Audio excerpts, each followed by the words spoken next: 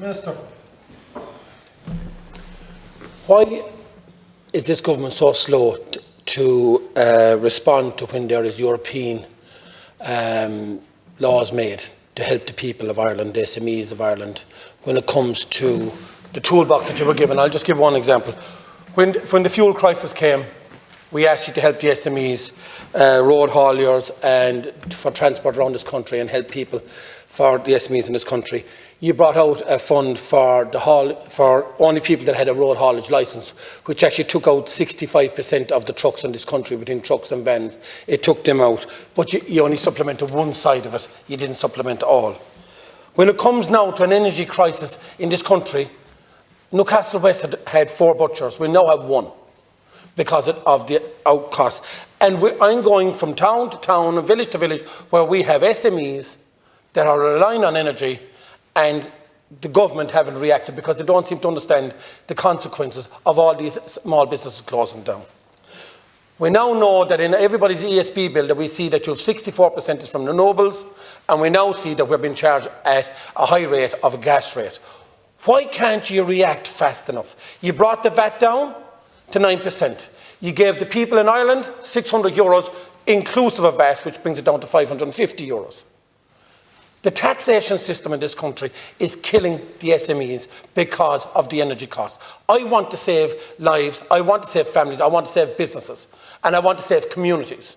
But why are you so slow to react, even when this from the 2022-1854 was introduced on the 8th of October? You're still so slow to react and helping the people.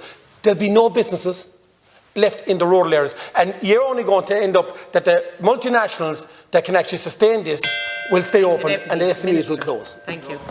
2 minutes. Deputy, I think you're on record as opposing the budget, and your constituents this week are massively benefiting from government supports which come from taxation to help them with their fuel bills.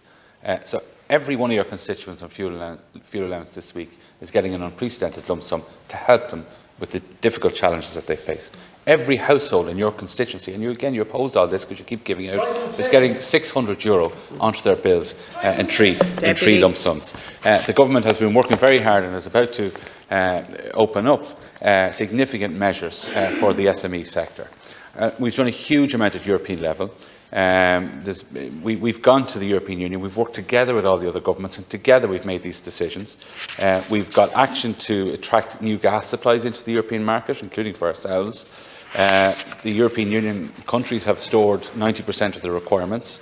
We've also brought in, and many deputies mentioned this, and Deputy Manana O'Connor, to be fair to her, welcomed this, the regulation on an emergency intervention to address high energy prices. Now, what that means is it's about demand reduction, yes, but it's also a cap on those energy companies making excess profits from renewables and other sources, and also a solidarity contribution from fossil fuel profits.